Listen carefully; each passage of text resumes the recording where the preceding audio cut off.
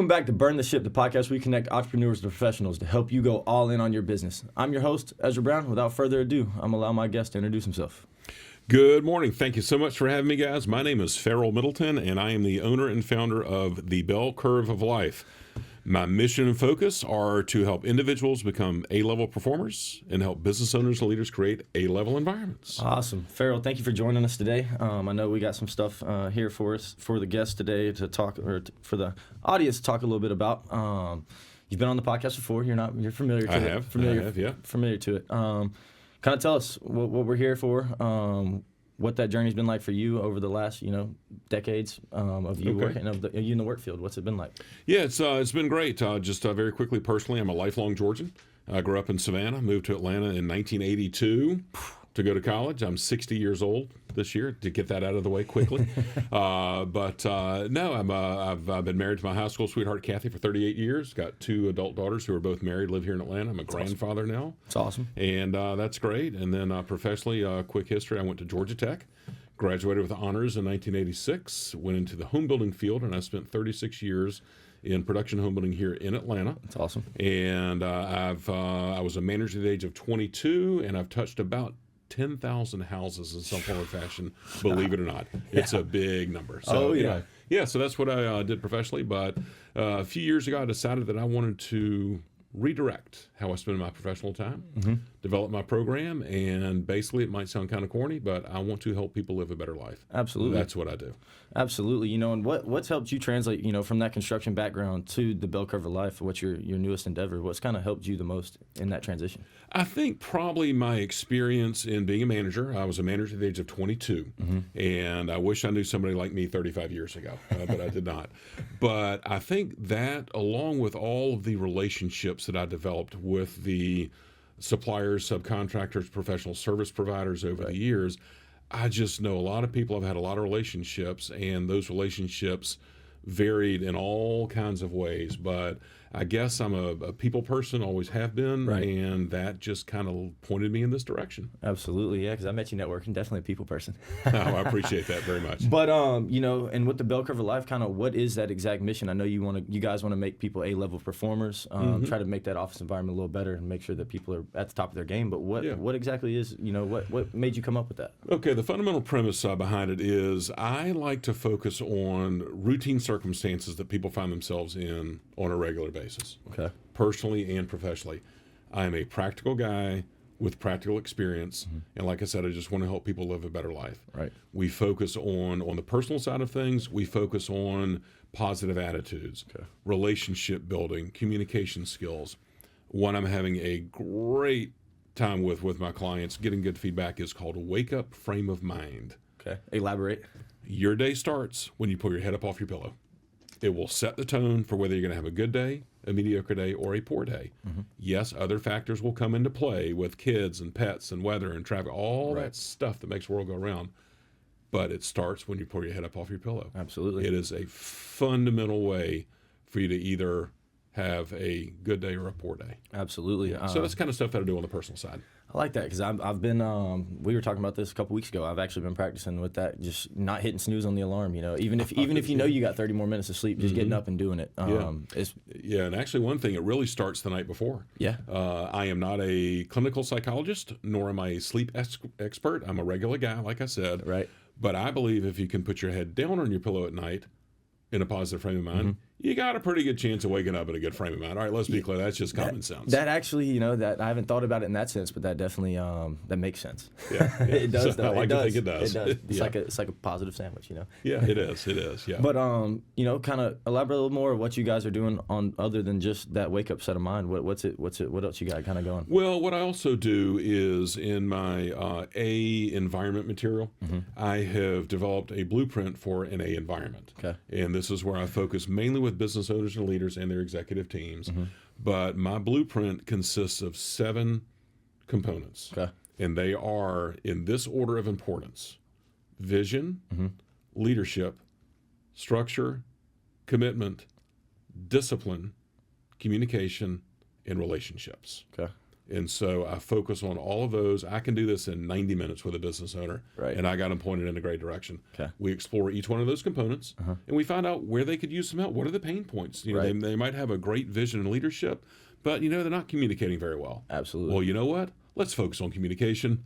Okay, let's fix what needs to be fixed. Right. Don't touch stuff that doesn't need to be touched. Right. If it ain't broke, don't fix it. That's right. One thing I've despised, I was guilty of all these, but what I don't like are solutions looking for problems, Right.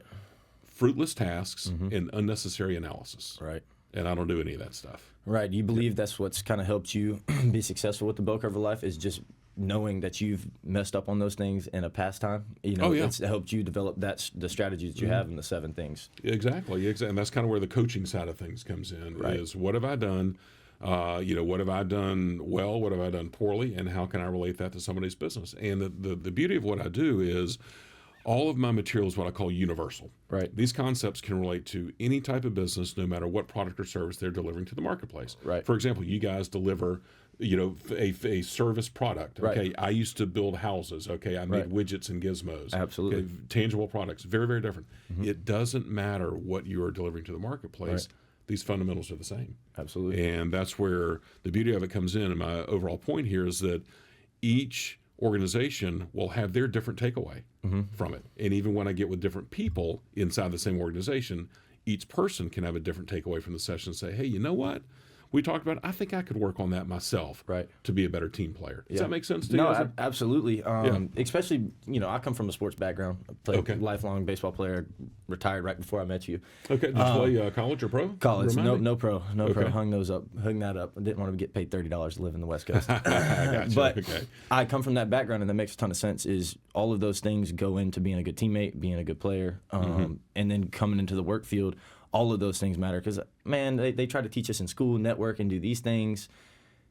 I don't think it's cliche when you're 17 to 20 years old because you don't know any better. If you haven't been out in that field or in that side of it or been taught it. I didn't come from a business background. Both my parents are in sales, but my dad's a car dealership guy. My mom is office furniture, and she's been in the same company for 30 years. So wow, there you go. She doesn't have.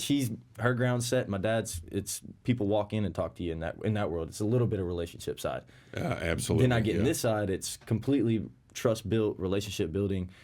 Communication is huge, because I got to be up front. You got to eat the frog, is what we say. If somebody's calling you mad about something, just call them and answer the phone, or answer the phone when they call you, because you can end the problem there. And if you don't, it trickles on and becomes something that's probably wasn't even the real problem in the first place. Exactly. Problems don't fix themselves, generally speaking. Absolutely. And I do talk about that a lot in some of my program material. And basically, you got to get ahead of the curve. That first phone call might be painful. But it'll be more painful if it's 3 days later. Let me be very clear. It will be. You got, like you said, you got to eat the frog. Because we'll have somebody that's had 20 grand held and they're like freaking out about it. If you don't answer the phone, they're just going to think that you just took off with $20,000 of their dollars, and it's not even us holding it. That's right. It's the big guy holding it. You're dealing with money. Exactly. Okay? And that is a very we'll call that a very sensitive matter. Is that the right way to say it? Very touchy, sensitive topic. Yeah. But Farrell, what would you say, with the bell curve of life, coming into the coaching side and to the business, what would you say has been the biggest thing for you helping you grow your business over the past couple of years? I think probably getting out and doing the networking scene. Yeah. I've been doing that for a little over 2 years now. I started that mainly in January of 2023. I never did that stuff. Really? I was an operations guy. Yeah. All right. I was a construction manager. I was a VP. I was responsible for construction activity, warranty responsibilities. Right. I've been a VP of sales before as well. I didn't go to coffee shops at 2 o'clock on a Wednesday afternoon. I never knew so many coffee shops existed in Metro Atlanta. Right. There must be 10,000 of them. At least. And I've been to half of them in the last 2 years. There's 30 of them right down the road. 30 right there, yeah. So I think the big part of that was just the getting to know people. And I was in the same city, in the same industry for 36 years. Yeah. I've got an extremely wide network of professional associates in what I'll call the residential home building and land development arena. Right. My contacts have exploded in the last 2 years. Yeah. Because I've gotten into these business organizations. I'm a member of the Cobb County Chamber of Commerce, the Kennesaw Business Association, a couple of other networking groups, and I have been able to expose myself to just the widest variety of people all ages like you. Yeah. You're the next generation coming up. Absolutely. I'm twice your age, but you're in the professional world now, Yeah. and so all types of businesses. So I think that's probably been the greatest exposure that I've had. Is just just opening up and just getting to know people. It's been fantastic. That's right. Yeah. Okay. Yeah, and with the networking stuff, it's been huge for me, especially just because I came into an environment where they had already had something that worked, so I kind of just had to implement it and do it. It's big thing is doing it. And that's so with you. How do you find that ideal client? You meet all these people networking. You never know who's going to take that advice and actually go with it. But how do you sift through that and kind of see where that person's going to land? That's been the hard part. And I want to get back to your networking in a quick minute. I want to explore that some as well with you, because I'm going to learn something from you today. But the challenge I've got, and I knew this going in, is I don't build widgets or gizmos anymore. My products are not tangible. Your products, even though they're professional services, they're tangible. Everybody knows what you guys do. Absolutely. People don't know what I do. Right. So my biggest issue, the challenges that I have had are, number one, messaging. How do I get my message across to people in properly explaining what it is that I do? Right. And that's where the networking groups have really come into play for me. They've helped me, clarify and craft that message. It's been really, really good for me. And then my next concern has been getting the commitment done. Okay, I've gotten beyond what I do. If somebody's interested, okay. Okay, you say you got some problem here. Where are we going to go? Yeah. And then the third one I've been challenged with is what I'll call coordination. Okay. Is I like to do face-to-face. Right. Absolutely. It's the best way to do it. It's just the best way to do it. But if I'm trying to get with a group of people, let's say, 8 or 10 people from the same company, picking the day on the calendar where everybody can converge in the same place has proven to be a problem. So that has been my challenge. So I've got to work through that. Yeah. And basically what I do is I go to my clients. Talked to one this morning, and he said, "Hey, what time do you want to come over?" I said, "Well, you tell me what time I need to be there. It's just one of me and 12 of you." Absolutely. So I am at your, you tell me what works for you. So those have been my challenges that I've run into on it mainly. And I could see that, and then the face-to-face is completely, I'm almost against going on the phone. I have to cold call on the phone just because that's what I do. But for the meeting, I want to talk to you in person. I want to feel the base in your conversation to know where that emotional attachment is, if I can impulse you or not. I'm a salesman at heart. I want to know if I can or not. And of course, probably the same sense for you and your business, where you can feel if it's something real, if they really want to do it, or if that's that connection or not. Exactly. Yeah, it's there, and you can tell pretty quickly. And so I know you're interviewing me today, but let me ask you a question. Expand on your networking stuff, and then tell me what you've done the last couple of years, because it's very important. Absolutely. So me, B&I has been huge. That's a big thing in our office, but also just building those relationships in there. I have a great group in my hometown, so it's very easy to break down that wall and do a couple of them in there. And then I find other networking groups around here, like Ackworth Connections, where I met you. That's one I go to a little bit. That's not one of my main groups, but Chamber of Commerce, Paulding, Dalton. I travel around to a lot of B&Is. Okay. So I don't just go to mine. I'll go around to a couple of them. Kathy, don't kill me.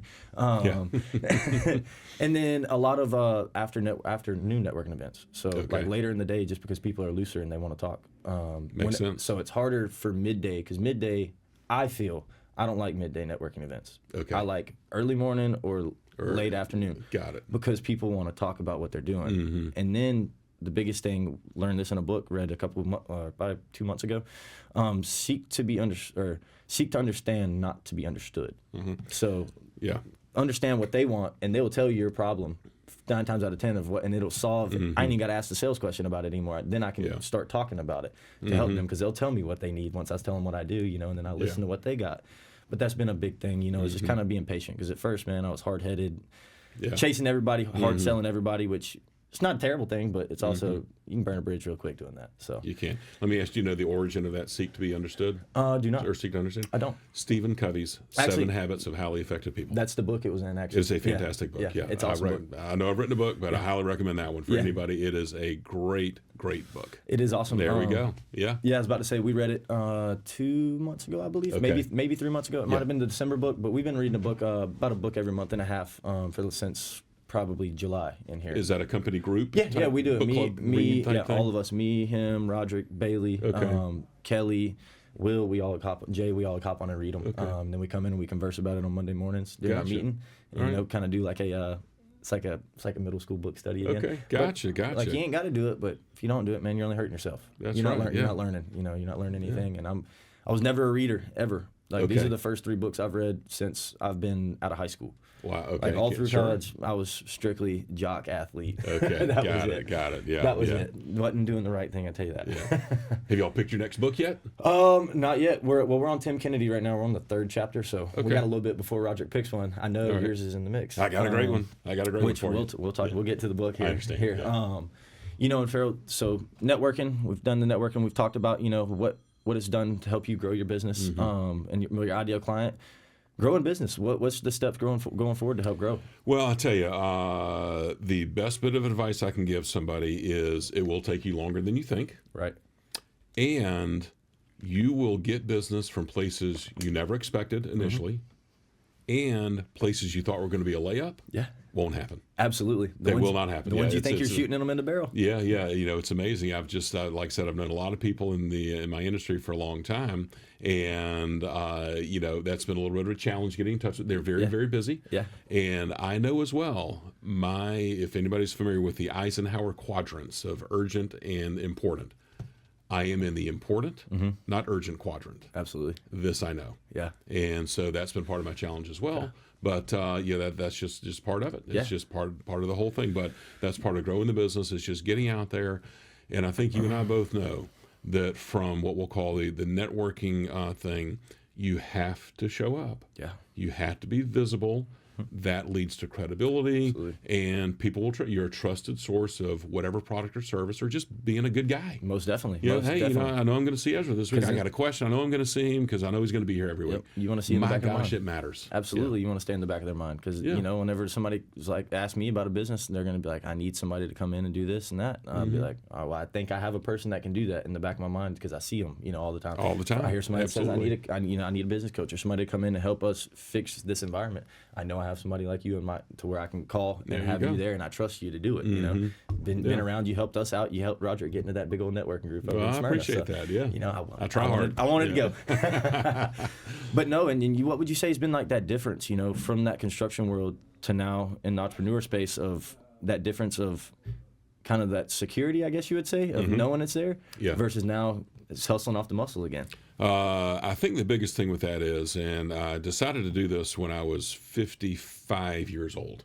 Actually, it's almost 5 years to the day. Yeah. I decided officially I was going to do this in February of 2020, just before COVID hit. And so 5 years, and it took me about 2.5 years to get my plan together and then leave home building and officially start this. But you're right, it is the security. My wife thought I'd lost my mind. I'll get that out of the way right now as well.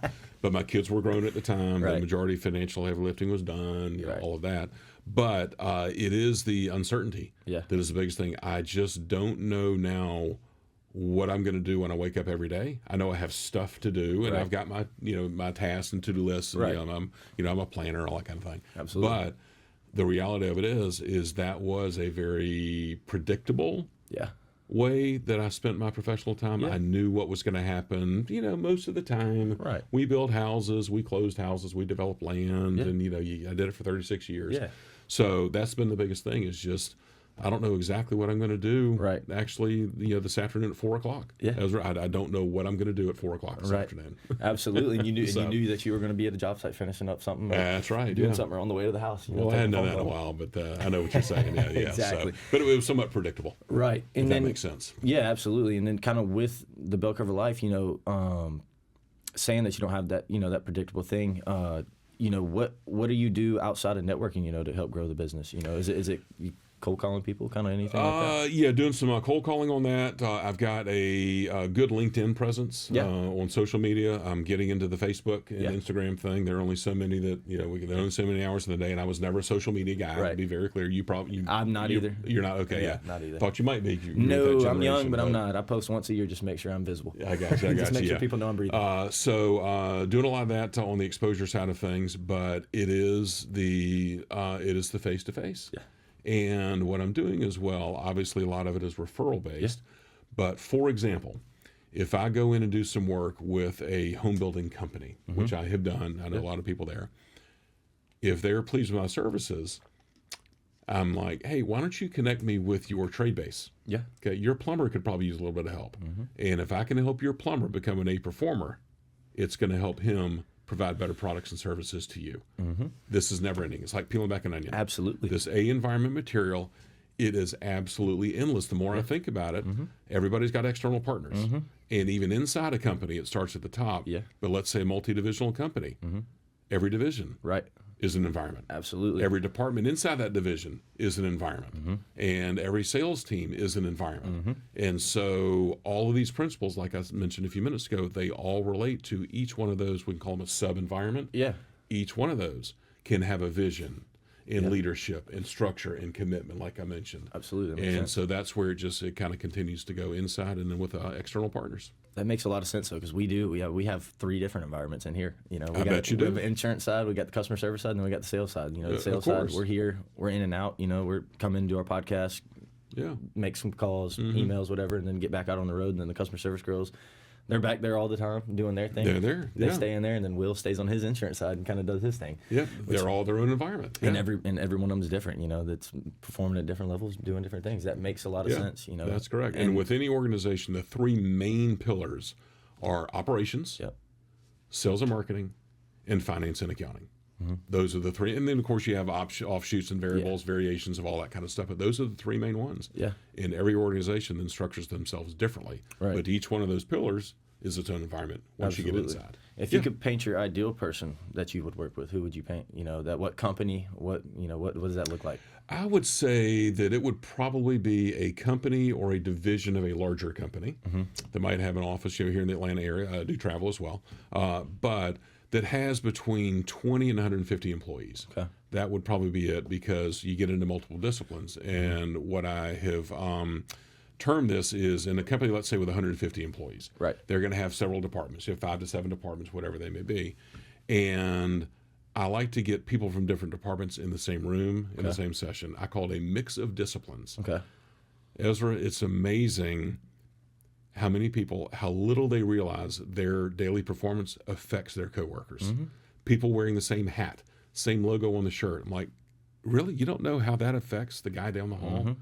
You're nodding your head. You know what I'm talking about. I see it all. I think about this consciously all the time. Okay. Actually, like I do. This is one thing that I weirdly think about. Okay. I don't know why I do, but now I'm starting. Yeah. Keep elaborating. So again, it's a mix of disciplines with that. The other part of this as well, I have a very special place in my program and in my heart, being a softie now, for the younger, less experienced managers. Okay. I was one, like I said, at the age of 22. Right. But they are being tasked with responsibilities they're just not ready for yet. I think you might have mentioned with your education, they don't teach soft skills in college, do they?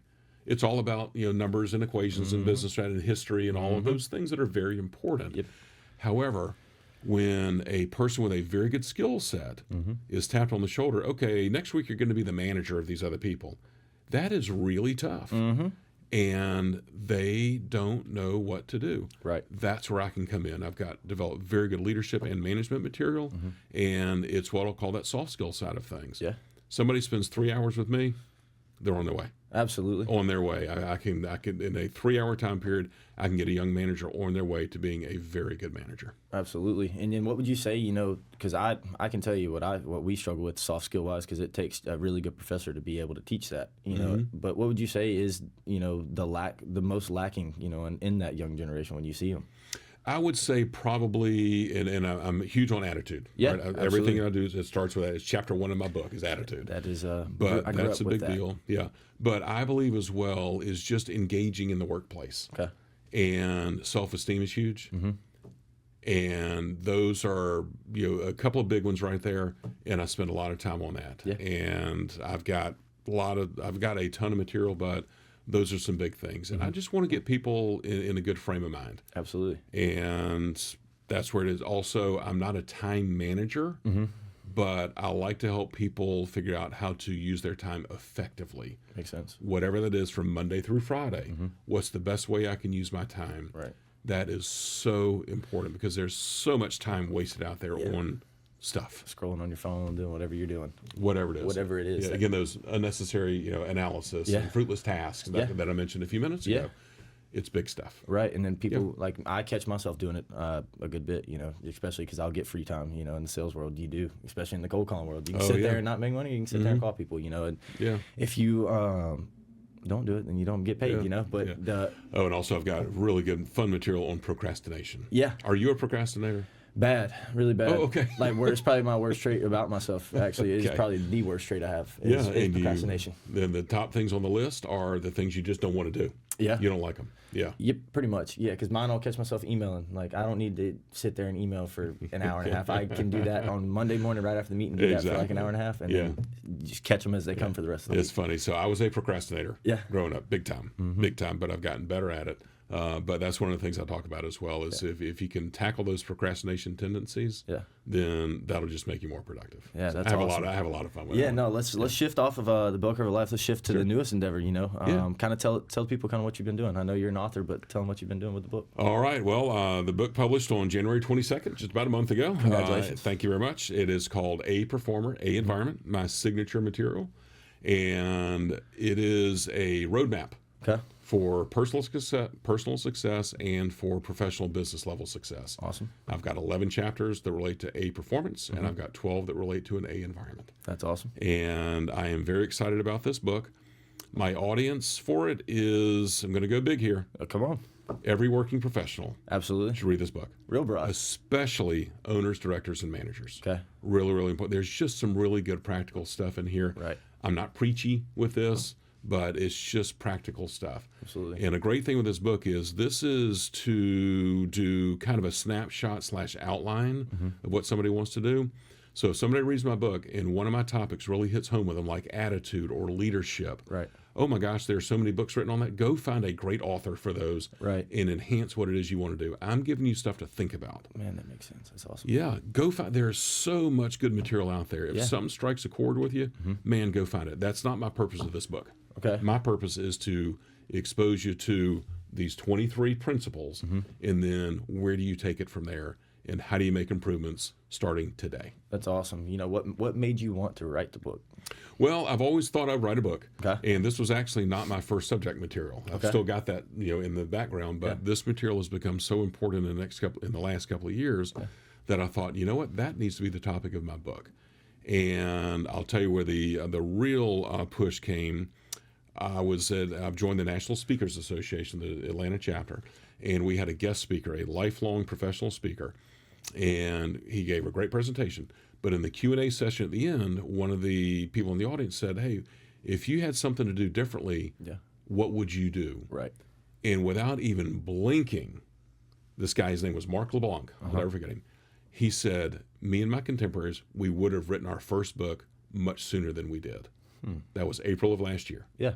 And here I am, a published author now. That's so awesome. He pushed me over the edge. Yeah. And I'm like, you know what? With what I do now, I've got to get the book written. Sometimes that was the big push for me. Sometimes you need somebody to kick you off the ledge. You gotta have it sometimes. Get you going. Yeah. As long as it's not too far of a drop. Absolutely. Sometimes you got to fall off. Maybe it could be a sidewalk. Let's just step off the sidewalk. As long as you get back up, you're fine. You're all good. Success. Yeah. But and all the experience that goes into that, what would you say is your favorite takeaway from the book? From you writing it, what was your favorite takeaway from the whole process? Oh gosh, I think just getting all these concepts that are in my head on paper. Yeah. And this is part of what my program is, and this stuff just kind of rolls off my tongue for the most part. I've been doing it for so long, and I'm just always constantly adjusting, tweaking here and there, of course, because I learn something every time I have a session with somebody. All right, let's be clear. But I think getting it in print, it is a big accomplishment. It's hard to do. And it's funny, one guy asked me one day not long ago, he said, "So did this stuff just flow out of your head onto the paper?"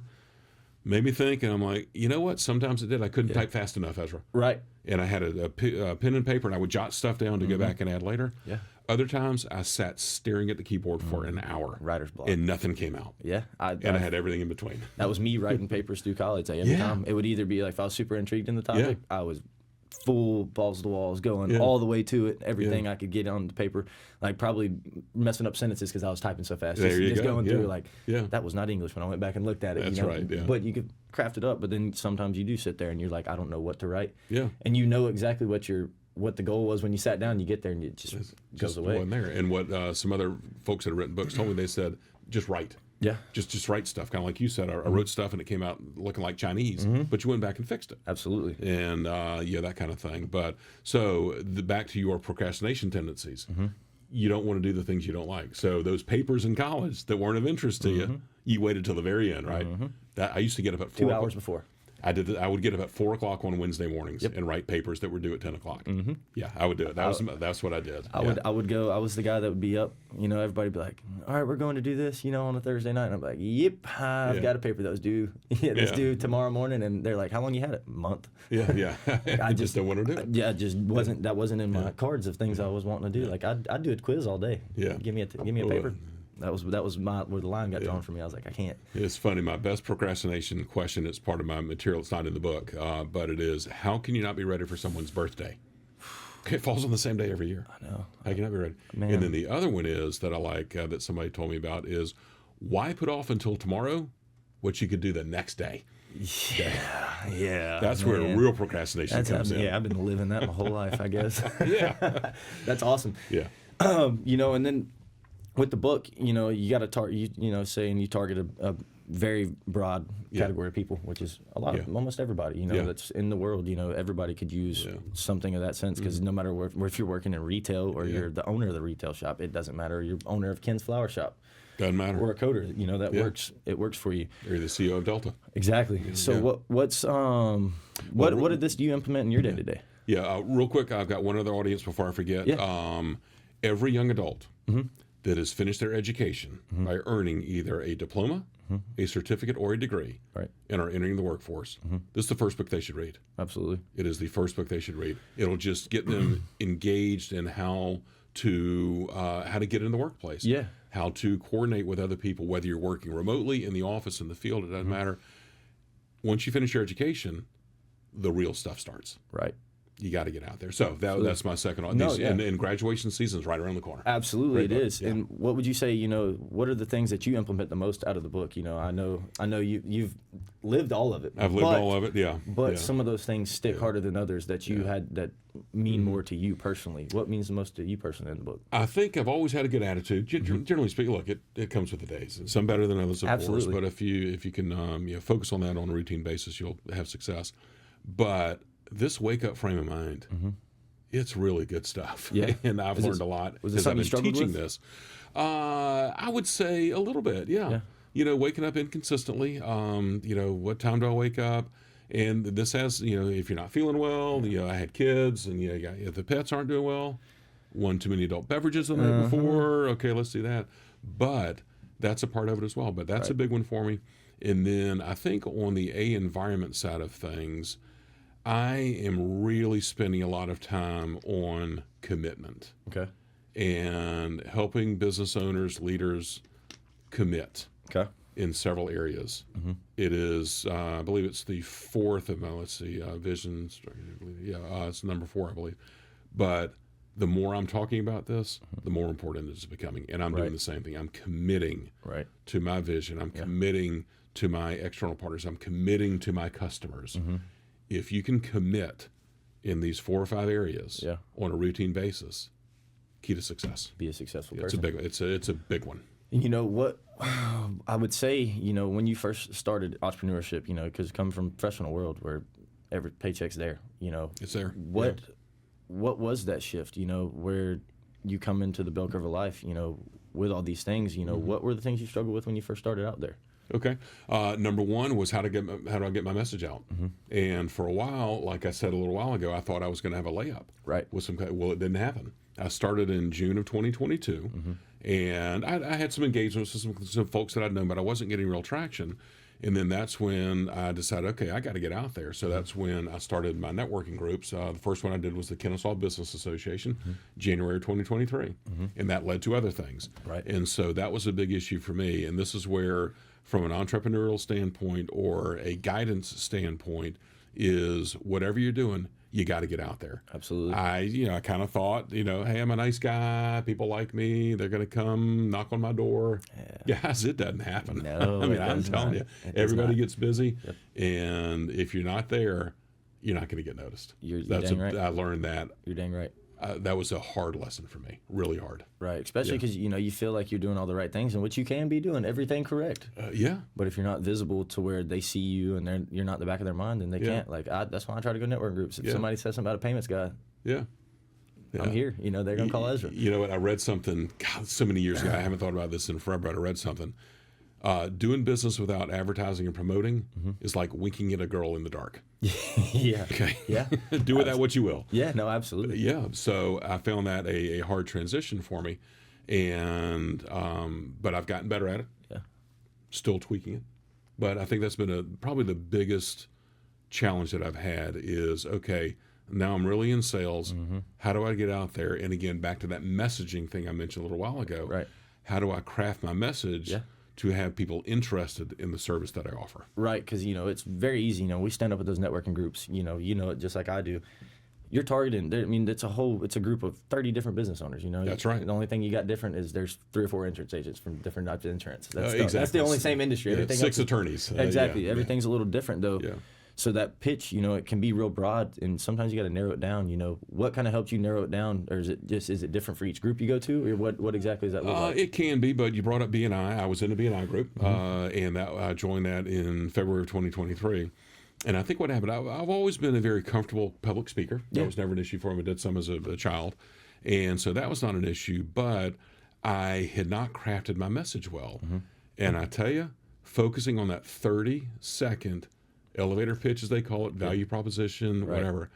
Man, was that eye-opening for me. Yeah. Because it makes you craft your message and be able to deliver it quickly. Right. And the purpose of that is, if you can deliver that properly, you want to make your audience ask the next question. Right. So if your elevator pitch is something engaging and inviting and interesting, then people are going to say, oh, hey, tell me more about that. That's the key to it. Right. If you don't get that response, you haven't done a good job. Absolutely. So I kept tweaking, and I've probably got 8 of them now, just depending on who it is I'm talking to, whether it's an individual, a small group, large group, whatever. I've got about 8 elevator pitches, just depending on how I want to get my message across. Right, because you spark that question, then it sparks that one-to-one, and that one-to-one can lead to that relationship, and then that relationship could lead to business and or referral Exactly partner. right. That's how it works. And it takes time. It does, and that was one thing that I struggled with when we first started. I was like, man, I've been going here for 3 months. What's going on? Yeah, not getting anything out of it yet. Trust it out, just trust. And then you got to show up. I had a very good guy in my life that helps us out, Dr. Edward Fromm. He's a chiropractor in my group, but he's been in BNI for a really long time. Okay. Man, kills public speaking. He is a killer when he does it. Like, it's awesome. People stand up and clap, kiss babies when he does it. That's nice. And he looked at me one day. He goes, "Hey, dude, your 60 seconds sucks." Okay. I was like, "Hey, man, why'd you let me do this for 3 months?" I know it. Come on. He's like, "I just had, I hadn't had time to really get to you." But he'd been out of town for a bunch of it. But he goes, "I've been getting messages. It's like I'm gonna fix it." And then we sat down. He made me video myself multiple times. And made me just send them to him. So I was like, "All right, I'll do it." Isn't the videoing amazing, Ezra? Yeah. Seeing yourself on camera, you're like, oh my gosh, did I just say that that way? Yeah. Like, I'm speaking 150 miles an hour. That was my thing, is I was saying everything really, really fast. Yeah. But I'd never public spoke before. Okay. I've thrown in front of 10,000 people, Of course. But I've never spoken in front of them. Like, That's what I told Roderick my second day working here. The second day I had to go speak in front of a BNI group. I didn't know what credit card processing was. Okay. I didn't know what to say. And he goes, "Just get up there and do it." And he's like, "Most people say no." He goes, "You didn't say no. You got up there and did it." So And I was like, my foot was shaking. Like I was like, man, I just was throwing in the conference tournament in front of a ton of people. That's right. And closing a game, and I was not nervous like this. It was a different type of nerves, but this nerve is like it's a good emotion to have. That means you care, but it's also like this is not something I've ever done, so it was really, really different for me. And then I got to it, and I was like, man, this is awesome. But it comes back to things like that. It's just getting up, doing it. You just got to get up and do it. You can't procrastinate it. You got to get up there and do it. Yeah, and it matters, and it'll help you craft your message. And the whole thing with that is what I learned a lot of, and what I would talk to my other co-members was, this is friendly fire. Yeah. All right. Yeah. This is where, like, you went to the doctor. And you were in a comfortable room, and he's like, man, this sucks. Let me help you. Right. That's what we all need. Absolutely. And that's what you get out of those groups. It's friendly fire. They are there to help you craft your message and get your products and services noticed. Most definitely. It is a wonderful dynamic. Wonderful. It is. And, and it takes good people to do that, because, some people just let you go, And, they will. And if you show that you don't care and you're not, showing up doing that, it's very easy for somebody like you. If you're working with somebody's business and none of them are showing up, what good's it gonna do for them? Exactly. You know, and then Exactly. you feel like it's at a lost cause, you know. And I'd understand that whenever he did that. I was next week I won the Eisenhower Award. Oh, yeah. And I was like, y'all just trying to rub a red spot on my back right now. Yeah, exactly. And one other thing on this, real quick, back to the business stuff. This kind of ties in. It's this, how long does it take to foster business? Right. I had been working with a guy that I met in the Cobb Chamber of Commerce in December of 2023. I'm about to get on his calendar in March of 2025. That's crazy. Maybe April. That will have been 14 to 15 months since the initial interaction. Really? Yeah. It's just how long it takes. Just that's crazy. How do I prove the value that I've got? Yeah. And certainly the book is now it's a credibility factor. Right. That helps with that. That wasn't the purpose of writing the book, but Right. it certainly is going to help me. Absolutely. I can stand up on a stage and I can hold up a book saying, "Guys, I am so passionate and serious about this material. Right. I wrote a book about it. Absolutely. I love this stuff. Absolutely. And it matters. And if you really want somebody, you can go give them the book. Say, read it. Absolutely. Read the first couple pages. And if you don't like it, whatever. Yeah, and real quick back on the filming thing, I do public speaking engagements as well. Yeah. And my first big one last March was in front of the Marietta Business Association. And it was about maybe 100 people in the room. Yeah. And I felt comfortable with my material. I had it videoed by my videographer. And went back. It was cringeworthy. Oh, it was so bad. So bad. But I was the only one, me and him, got to see the recorded version of it. Right. And all of the stuttering and the pauses and the looking at my notes, it was really poor. Yeah. For the full 30 you're your own minutes. biggest critic too, though. So. I had to be, but what we were able to do is we extracted a couple of minutes worth of clips out of it. Where we took out the bad words. Absolutely. We massaged it. But watching that whole thing, I'm like, oh my gosh, I got to get better. Yeah. And it's just funny, but like you said, he had you film it. Right. It's amazing what you learn when you can go back and watch yourself. It's fascinating because you don't realize like the twitches you'll have, or like you didn't realize that you might have been going or that stutter. You don't realize it as you're doing it.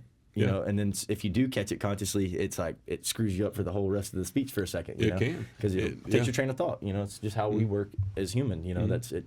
The next thought process. Oh, I messed up. Are they thinking about it? Are they thinking about this? Well, the funny thing is with that, it's interesting you say that, is that if you're delivering a presentation and you mess up, nobody knows but you. Nope. They don't have a script. They're not following you. Right. Just move on. Yep. And that's a big part of it. That made me think of something else there. But anyway, it slipped my mind. Yeah. So. Yeah. No, that's. I mean, because that is big. It is big. But what would you say? I know what it was. Real quick, you come said the patterns. One thing I found myself saying quite this little phrase is, and things like that.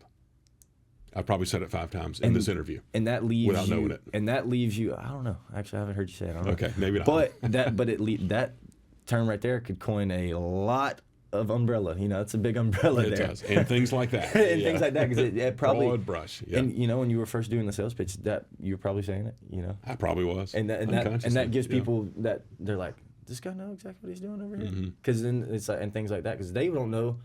You're teaching them what they don't know. That's you know what I right. mean? Same That's thing with me. right. Like I'm teaching about payments. Like most people don't know anything about payments. If they do, they're super, super savvy in business. I can tell you that. If everybody I've ever met that knows anything about that side of it, they can read a statement. It's super savvy. That's what you guys get paid to do. Exactly. That's the service you provide. Exactly. So that they don't have to worry about it, right? Exactly. That's what you guys do. That is your product and service. Be the best at it. Exactly. That's what you want That to do. makes sense. That makes sense. Yeah. And then with you, what is the future looking like for the bell curve, and then with the book? The future is looking really good. I've had a very good start to this year. It's middle of February, of course, but I've got a good start to the year with some client engagements, some other speaking opportunities that I'm very excited about. The book is a big thing, obviously, because again, it's a credibility issue. Absolutely. And actually, I ran around town a couple of weeks ago, just dropping books off to CEOs of people in the home building industry that I've known forever. Hey, here's my book. Yeah. Some of those folks that had not, gotten back to me. So that has been a big thing for me. But I am just getting up every day and going and doing the best I can. Absolutely. And trying to communicate. And again, hopefully fostering these relationships that will be a quicker turnaround than 15 months. Exactly. But that's my job. Most definitely. Is to provide value and say, hey, if you engage with me, you're going to walk away that day with something you're going to do better. Absolutely. There's immediate value to what I do. Absolutely. But I've got to get that message across. No, for sure. That makes a ton of sense. And what would you say, with that, what are you looking forward to most, 10 years from now? When you want to kick the feet up, go play golf? What is that? What does Farrell want to do whenever that's set in stone? I don't know. Like I said, I'm 60. I'm a new grandfather. I have a 10-month-old grandson. Awesome. So that stage of life is fantastic. But one of the reasons I did leave home building is I've got a lot of years left professionally. Yeah. I don't want to retire at this point in time. I just wanted to do something different. Right. And actually, the same speaker, this is very, very important. I want everybody to listen to this. His name was Mark LeBlanc. Okay. And because all the people in the room, they want to be speaking careers, a second type career or whatever, or additional to what their primary career is. He said, you might have had a successful career. He said, now I want you to be significant. And Ezra, I want to be significant. That's awesome. And I hope that I won't lose the desire to engage 10 years from now. I'm sure my schedule will get lighter. Right. Let's put it that way. But I still think right now that I still want to have some level of engagement. I'll write another book. Maybe I'll have written my 4th book by then. Yeah. I don't know. But I know a lot of folks my age in their early 60s that have fully retired, and they're boring. Yeah, absolutely. They play golf or tennis, or they fish, or they go to the bar, whatever it may be. Right. I love them. Yeah. Of course, they're great friends of mine, Yeah. but I'm like, you know what? I think I want to handle my later years a little differently. Yeah. And that's it. Nothing wrong with what they do. It's their choice. I love it. They've earned the right to do it. Absolutely. Do whatever you want to do, but I've got a lot to offer. Yeah. Especially, like I said, that younger generation. Absolutely. And that's where the significant side of things comes in. Yeah. That's what I want. So that I have not heard that phrase, but I love it. Isn't it great? Yeah, because It's great. I wish I could take credit for it, but I cannot. Because success and significance are two totally different things. Totally different things. Because you can be unsuccessful but be very significant. Absolutely. In a negative way.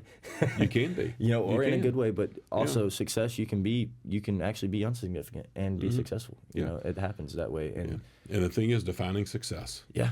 Whatever it is to you. It's not all about money. It's all perspective to everybody. Mine could be 5 cents a day, yours could be $5. Yours could be 5 conversations, and mine could be $50,000. Whatever that is to each person is different and where you're at in life, and that One right now is I'm going to have breakfast with my youngest daughter tomorrow morning. That's awesome. I do it every Friday. Man, my adult daughters, they both live here in Atlanta. That's awesome. We're going to have breakfast tomorrow morning. That's awesome. And those things right there is something that that matters. Wouldn't change for the world right there. Ever. Nope. We've been doing it since middle school. Really? Now they're 32 and 28. We've been doing it for 20 plus years. Man, that's awesome. Every Friday morning. My oldest is out of town. Yep. But every Friday. She ran off on you. She and my wife they're on a plane in about an hour going across the pond. Wish really? I could go to Paris tomorrow, but that's a whole nother story. So anyway, but no, so that's a significant part of it. Yeah. And everybody's got to make up their own mind. Yeah. And what I like to do with what I'm doing now is I want to help people with that perspective. Yeah. What's going to matter to you? How can you improve your life? And that, by default, will improve the life of the people around you as well. Your family, your friends, your coworkers. And actually, this kind of circle back around, that's what I want to do. I want to help people just live a better life. I was about to answer that. I was about to ask you that question. That's it. That helps right there. 10 words or less. Yeah. That is my significant desire right now. I love that. That's awesome. It takes special people to want to help people like that, because there's a special place for people like yourself to do that. I appreciate it. I've been blessed. Because there's not many people really care to go help that other person. You know what I mean? Like they can say they do. Mm-hmm. Our human nature is to help, but it is how they grew up, how the relationships they've cultivated in their life keeps them from doing that. And it's very can be a negative, I guess, connotation. I guess it would be a negative thing for some people to do things like that because they think that affects their day to day too much, as opposed to understanding that really does help you grow. Your net worth's only going to be as big as your network, and that's right. And who are you going to call when you need something? If I don't have a friend that does plumbing or something like that, but I know somebody that might have a connection that does. Absolutely. I know somebody. Exactly. Like I know somebody that knows somebody. But keeping those connections, those relationships, be significant to somebody, help them out. You never know when they're going to call you. Oh yeah, exactly. And you never know when you need them. Yeah, and the thing is on that, golly, I could talk for hours, and I know we can't do that, but let everybody know what you do. I was a little hesitant sometimes, and I think some people are. Well, maybe they won't like it, whatever. Let people know what you do. Like I tell people, I do public speaking. Yeah. If you're a member of a trade association and you have an outing or a seminar or whatever and need a speaker, I'm your guy. Yeah, I can come Get me in touch with your people. Right. Tell people what you want to do, and they will help you get it. And, you know, going back to that, on Saturday, I was back at my alma mater watching their opening weekend. Which is? University of West Georgia. Oh, there you go. So they're watching their Division I school now. So I was watching their opening weekend in D1. It's still my coaches that were there. And the photo guy, our guy that does all the photography for every school in Carrollton, the university, and then he does it for like Bowden and all the schools down there as well. But I seen him and I was like, man, you know, he's like, man, what you been doing, dude? How are you? We had a good relationship when I was there. Yeah. And I've seen his stuff's been booming. He's gotten a lot of presence on social media. He's got a couple 100,000 followers, do a couple platforms. Sweet. And I was like, this guy's rolling in some money, you know, doing good for himself. But he seen me. He's like, what you been doing, man? I was like, dude, I do credit card process, merchant service sales. He's like, what? And I was like, you still use Square? And he's like, yeah. But that's one of those things. If he didn't ask me what I did, and I didn't tell him, we wouldn't have built that relationship. Had a meeting on Monday, and if I can, you know. Once again, he thinks those easy kills, but if I get that, it's a great client for me. You know, that's it's fantastic. A great client. But that wasn't hard, was it? Nope. It was just off having that conversation. What do you do? How are you doing? What do you do now? Yeah. Because he hasn't seen me. I haven't went back since I graduated 2 years ago. So I was like, I didn't want to go back too much last year. Well, missed it too much. Yeah. The thing is, you know, tell people what you do. Be proud of it. Yeah. Because you're doing it. You're providing a very valuable service. Absolutely. And that's a key. So tell people what you're doing. Right. And they'll help you. Yeah. And you can help them as well. Back to the whole, you know, B&I, giver's gain. Yeah. And I've learned a lot about that. And it does work, too. It does work. It works. It is very, it's workable. Last thing I got for you, Farrell, is going to be, oh, wow. You know, you burnt the ship. You did the true definition of burning the ship. I did. Left corporate America, I'm sure had a was probably pretty paid during doing that to leave to go start up doing nothing. So what was that? What was the emotions behind that? You know, whenever you really did go burn the ship. Yeah, it was it was tough, and it certainly was a big decision. A lot of people think about doing it, but they don't. Yeah, and that's okay. Everybody's got to do their own thing. But I just knew that I needed to do this. Yeah. It was one of those things. And I don't want to get too preachy here, but I think that this is my calling. And before I could do this, I had to do that. Absolutely. To get, 60 years worth of experience. I go back to my childhood in some of my material. Right. I talk about, I won an oratorical contest when I was 12 years old. Right. I was the MVP of my high school basketball team. Awesome. I was a city tennis champion in Savannah, where I grew up, when I was 8, 9, and 10 years old. That's awesome. I talk about that stuff. Yeah. And I had a 36-year, very successful career, but it was time. Right. Yeah. And so I'd put myself in a good enough position to where I could afford to do this. And that made a big difference. But it was hard. Yeah. I mean, it was jumping off the cliff, without a doubt. And a lot of people are like, has he lost his mind? Yeah. And maybe I did for a little while, but it's coming. It's a little slower than I want it to be, and that's okay. I'm in a very good direction, and I know it's going to work. But it's not easy. You got to commit, and you back to commitment. Yep. I committed to myself. That's awesome. That I was going to do this, and that was a key. Yeah. How many times you run into that wall before you finally could stand up? Oh, I haven't stopped yet. Exactly. No, I was about to say, I was hoping that was what you'd say. No, I'll do it again tomorrow. Exactly, and that's what people got to say. Yeah. All Farrell's socials will be linked below, but tell the people where to find you. We will have it linked, but tell them where to find you. Excellent. Website, thebellcurveoflife.com. Okay. My email address, Farrell, that's F as in Frank, ARRELL, at thebellcurveoflife.com. Cell phone number, I even gave this out to my homeowners, 678-618-2024. LinkedIn, The Bell Curve of Life, and I've got a YouTube channel. Okay. It is at The Bell Curve of Life, and I got a bunch of little 60-second videos, and the ones I post on LinkedIn. Are there. So I got a YouTube channel as well. So that's awesome. I got a lot of great stuff out there, and I'd love for people to get in touch with me. Yeah, awesome. Thank you so much. Yeah, thank you so much, Farrell, for coming. Everything will be linked below. If you guys want anything, click on the links. Feel free to reach out to Farrell. He's awesome, wealth of knowledge. And if you're in the Atlanta area, he will definitely meet up and have a little lunch and coffee with you. Then leave people the last word. Oh, my gosh. Go out and be a better person starting this afternoon. That's all I want you to do. That's awesome. Burn the ship. There you go.